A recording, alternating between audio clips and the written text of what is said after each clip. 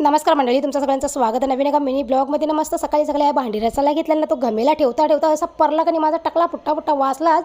पौर्णिमेच्या दिवशी माझा टकला फुटलाच. असून पोट दुखायला लागला माझा. मी ती भांडी लावता तर चला आता असं आहे घेतले मी भेजा बनवायला म्हणून डब्यावर नाही बोला. आता तुम्ही सांगाल ताई श्रावण महिना चालू झाला तरी तुमची गटारी काही खपतं का नाही अजून. तर या बुधवारचा व्हिडिओ तुम्ही आज शुक्रवारी बघता, त्याच्यामुळे तुम्हाला असं वाटलं की ताईची गटारी अजून खपली नाही.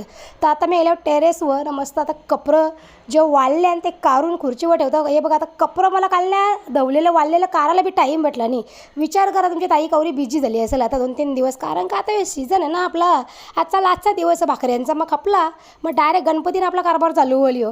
तर आता कपरं बी टाकलं वाळत नाही आलो आहे भाकरी करायला ना. भाकरी गेल्याने मी एकटीच होतो आज भाकरी करायला. आवरत तरच झालं मला ना. तुमचं दादा 3 वाजता आले नाही. मस्त आता चिकन बिर्याणी करायला घेतली तुमच्या दादाने, कारण का मला तर काही चिकन बिर्याणी बाबा बनवता ये नाही आवरी खास त्याच्या मुलं ना. संध्याकाळची वेळ दिली नाही. मस्त मी दीपामावशीचं दिवं पेटवलं ना. मस्त कणकेचं बी दिवं बनवलं, एक पितरांसाठी बनवला, कारण का आजच्या दिवशी दक्षिण दिशेला पितरांसाठी कणकेचा दिवा ठेवला जातं. नाही तर मोनू कामावर शहले नाही, येताना मस्त शोरमा जेवून शहले ना. आमची सगळ्यांची इथे शोरमा पार्टी चालून तोपर्यंत लक्कीच्या तोंडाच्या लाल घालते नुसती, बोलते मला बी दे. तर चला मंडळी या तुम्ही बी शोरमा खावाला.